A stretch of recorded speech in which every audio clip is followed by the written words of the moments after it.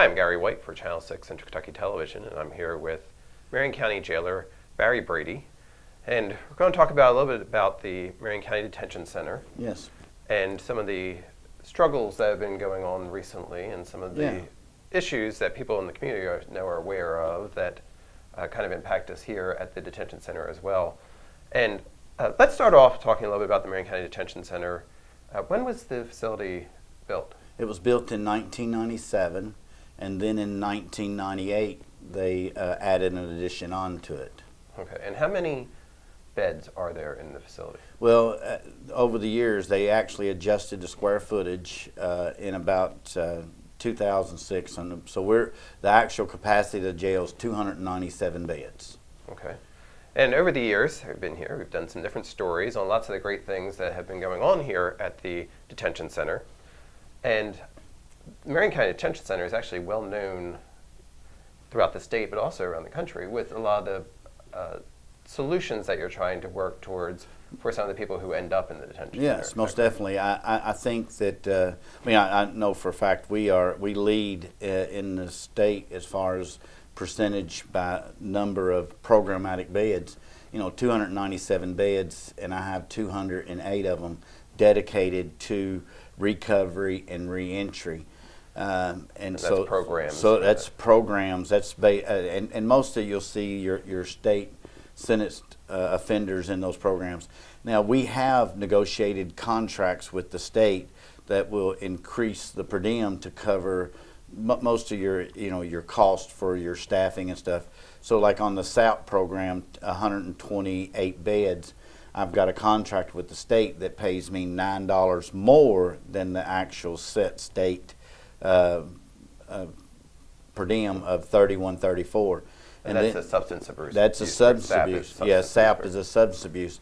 And then the other one we just recently contracted in January, which we had already been running since about 2010, cognitive thinking classes and stuff, kind of like an offender looking at himself and looking at the effect of his decisions and how that affected his life as well as the people that it surrounded. So it's been a very powerful impact on that. But we have, there's still a lot of things that are not complete, not even with substance abuse. We're finding that the cognitive thinking is accompanied with the substance abuse programs is very beneficial.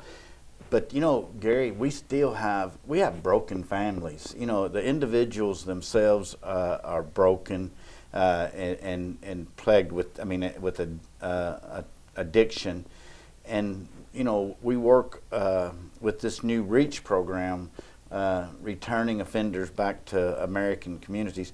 That we work trying to reconnect the family and the offender, trying to actually it's an outreach educational for the family so that they can learn how to deal with the individual with the addiction, and we do it in the same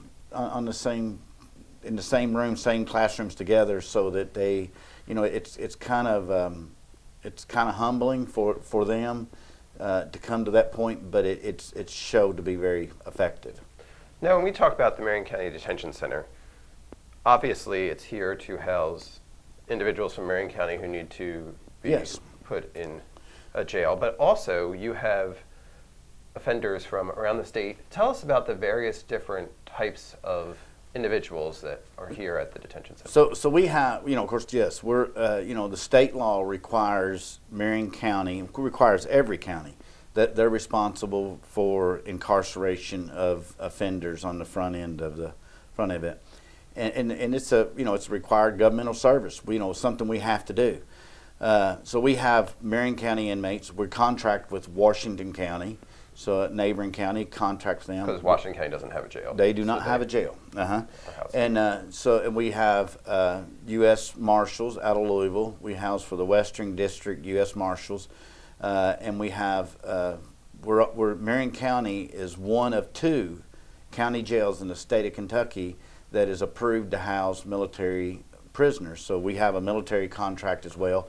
And then, of course, our largest population is the state offenders. And some of that stuff has really got because Marion County had we've had some tremendous years financially and with the budget. We had some years, 7 years were completely a wash, completely in the black, and then we've had 4 or 5 more years that we're still, even though that we didn't skirt cost free. There was some type of a contribution from the court to offset the budget, and it's ranged anywhere from 80 to 140 to 250,000. But what we see now, Gary, is in the last 3 years, when we look on our TVs and see national news and talking about drug addiction and drug trafficking and the problems that the nation's facing. And then you see it on our Louisville stations and our metropolitan areas around the state, the struggles with overdoses and stuff. But that stuff has made it to rural Kentucky. And we're not on the level with the number of overdoses that Jefferson County has or the number of people incarcerated as Jefferson County has. But we're not that but that effect, even on a small scale, where 5 years ago we were running 25 to 35 would be the count for Marion County, average daily count of inmates from the county. Inmates from our county. Now today, we're high 60s to 75 and sometimes up to 80. When you take that equation and you just look at your budget, and that with that growth of that population, it has reduced what we was able to sell out and generate revenue so bad. So I mean, it kind of pushes it back. So going along with increased medical costs that we've seen, and then trying to be at like any other industry in Marion County and across our nation, everybody's competitive, trying to get people to work stuff. We're in the same boat. So all of those costs go up, and then you got you're hit with the revenue portion trying to push it back down. Right. So yes, it's affected. Last 3 years haven't been no wash for sure for Marion County. Now I know over the past several years and recently, I believe there have been bills in the legislature to limit the actual people who would go to prison. Is that correct? Yes. House Bill 463 back in 2010 had a lot of directives trying to readjust felonies to misdemeanors and push for street programs. And so then why are we 2 to 3 times the number we were then? It's very limited resources, Gary. It was a good bill with good intentions, and other than looking through rose-colored glasses, the addiction is so powerful, and this is not the days of when we was just it was the marijuana and alcohol type. So the increase is mostly because of drugs. The increase is on drugs, but the addiction is so strong that even the attempts to lower end felony cases to misdemeanors and push for on the street, there's a lot of that happens. But this stuff is so speedingly, it's the numbers are just we couldn't keep up. We don't have enough street program resources to keep up with the demand, and I think that's what we're seeing. Mm-hmm. Now, when you talk about the 200, almost 300 beds, whatever they're here, what percentage of those individuals would you say are incarcerated due to some connection with drugs in some way? I'm going to say it's high. I mean, it's 85 to 90%. Gary, it plumb from the petty thefts, the burglaries, the assaults, and cases. The derivative are from drug abuse, drug addicts, seeking ways to get money to continue on their high, and that's it's troublesome. But it's the fact is that individual caught up in the addiction today is they're so focused on the high that the giving them more time, prison time, jail time, or even death of a friend doesn't stagger them, stun them, or stop them, because they're so committed to that high. Because there's a lot of talk in stories about how, like before you were saying it was marijuana, I believe, and alcohol that were kind of abused, and now we're looking at meth and heroin and synthetic marijuana spice. Is that what that is, right? And some of those drugs seem to have are being tainted more easily. Oh yeah, most definitely. They tainted. They've put more. They add the tranquilizers to the heroin, and they'll call speedballing, where that they'll take meth and mix it with prescription Xanax, and of course the synthetic marijuanas are just a potpourri type substance that originates, and then it's sprayed with a chemical, and they'll actually utilize it like they would marijuana and smoke it. Now that has caused, and that stuff, when you're limited, and depending on what type of the charge of the individual, it dictates on what type of search that we're able to conduct at the entry. So we have had, if an individual is determined enough, they can conceal the drugs inside their bodies and make it through through a unclothed visual search of an officer, that they can go undetected, and makes it into the jail. And it has. It very well has.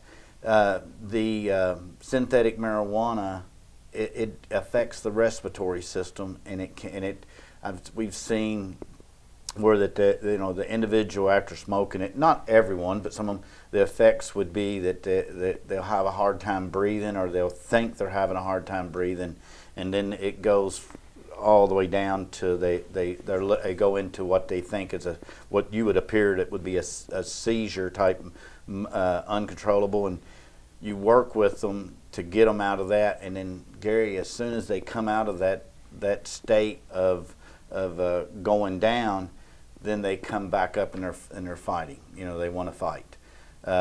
So that adds the difficulties to the equation. That again, drugs are definitely costing the taxpayers a lot of money. Yes. So most of the individuals who are incarcerated, are they, when they're connected with drugs, are they mostly users or dealers, or? A lot of what we see are addicts, but there are some of them that within their addiction, they traffic drugs to help keep their addiction going. Mm-hmm. And there has been some occasions where law enforcement's very fortunate. They're able to get the I guess back to the root of what's coming into our state in large quantities and stuff. But for the most part of it is, we typically, there's not a lot of the arrest that we're seeing that's happening here, even though there's a lot of efforts put towards drug trafficking, and they are making some successful arrests and getting people off the street. There's still a lot of the drug addicts that are actively in the trafficking as well. So together, okay.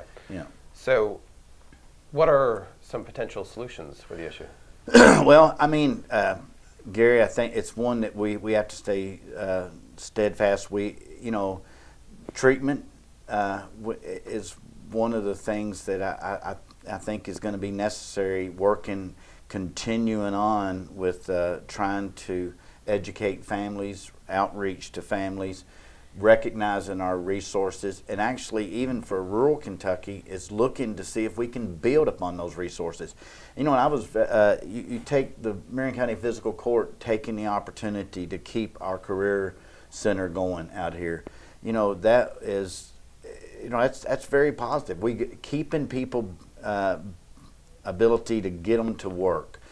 We got to get them through the active addiction, and hopefully we can work with the families, and then hopefully work with the career centers, because I think that's the next leg of what you're going to see from the legislators, and that's what you've seen. I think right now is in front of the legislators, and that's Senate Bill 120, and it is focused on reentry centers, and it is focused on, sober living conditions, but also from incarceration back to work.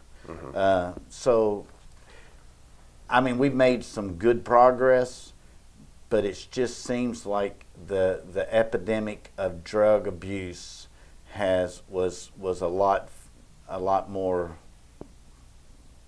penetrate faster than what our response.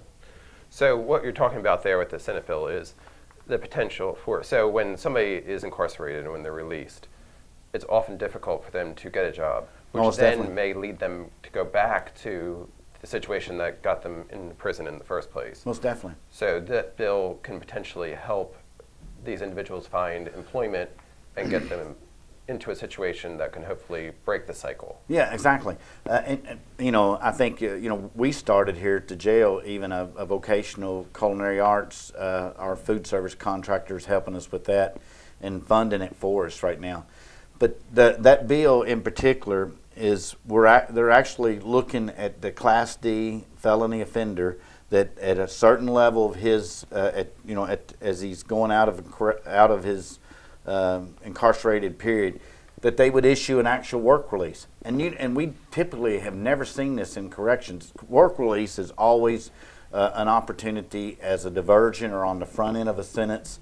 And now they're looking at possibly issuing a work release orders through the Department of Corrections to offenders, Class D offenders.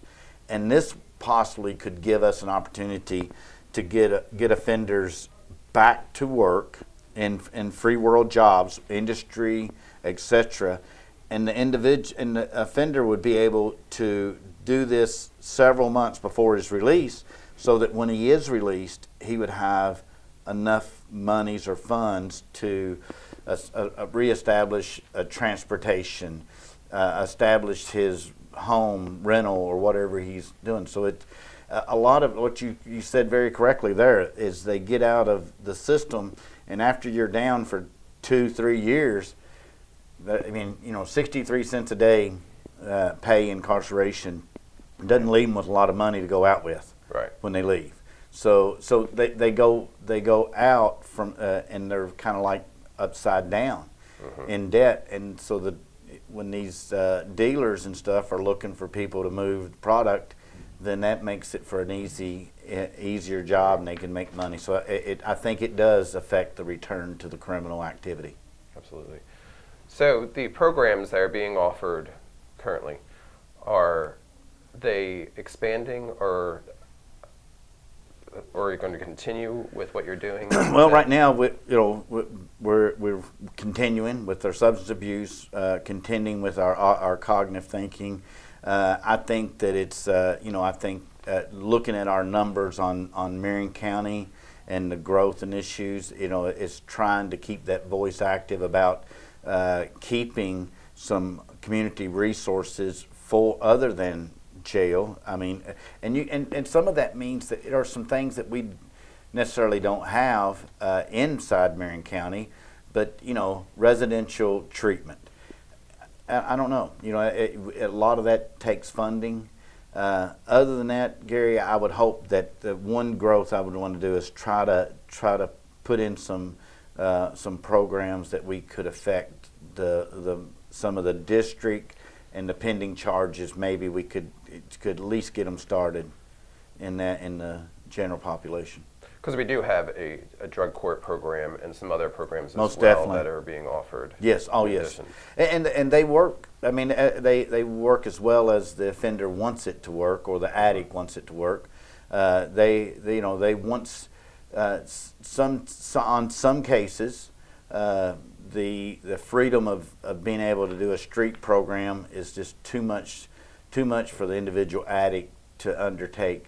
So the ones that do not, they end up back in jail, and we still got to treat the issue. There are individuals that that come through here that went through substance abuse, some type of education, 2-3 times. I don't know when is enough. I don't. It's it's somebody's child, somebody's father, somebody's mother. So we can just hope that somewhere along the line is we reach them and get the right information to them, and they finally have the tools to overcome the addiction. And the funding for these programs, where does it primarily come? Is it federal, state, or it's federal will push money out of federal level down to a state level, and then you'll have like your Department of Corrections and stuff, or your Department of Justice. Then they'll filtrate some grant money out to communities for community outreach programs and stuff. And then that's basically the only thing that the Kentucky jail system, I mean, we rely upon the DLC to be able to have some funding to push that, get those programs into the jails. There's probably 12,000, running right at 12,000 state prisoners housed in jails across our state. And that's a state law. The state law says that all Class D felons must do their time in a county jail. But the growing of the programs available for those 12,000 individuals, there's probably less than 3,000 actual evidence-based program beds offered. So when you look at the number of people incarcerated and the number of beds that are focused on helping the individual be successful when he returns, it's kind of lopsided. So. There's probably, there's going to continue to be a focus on pushing more programs. I think that's what we'll see. Okay. Well, right now, you said we've grown in the past couple of years about 2 or 3 times for just Marion County's current inmate. Where on the spectrum do you think we are? Are we still going to continue to grow, or are we getting towards Well, I would like to think that we're getting to the point that we said we're capping out. But Gary, you look at the actual statistical information that we collect on the arrests and stuff, and that graph is it's an incline. I mean, for the last 5 years, it trickles. It doesn't trickle down; it rises. So I would hope that I would have never thought 15 years ago when we was doing the numbers and fixing budgets down here that we would ever be challenged with numbers of 70, 75 county prisoners daily. And so it's and how many of them would you estimate are recurring repeat offenders? Well, without having it right off, I'm going to say it's 60%, or at least is a reoccurring and stuff. So hopefully that there's some funding, and one other thing, I know it's been a subject around Marion County, and looking at some type of housing. And halfway house type, something transitional. But we're seeing even some of our neighboring counties. Even I know that Taylor County has some what they call sober living. A lot of individuals, even in the addiction, if it's involved in, it could be involved in their family, and even going home could be a problem for them to stay sober. So some of them seek refuge in something of that type. Just a place to get away from it until they can battle through the addiction. Well, again, I've been talking with Marion County Jailer Barry Brady regarding the Marion County Detention Center and some of the issues that are plaguing them right now. Yes. Hopefully, and plaguing the whole community then as a result. So we'll do an update again on this soon, see how things are progressing. All right. Thank you very much, Gary. Thank you. It's been Gary White for Channel 6 Television.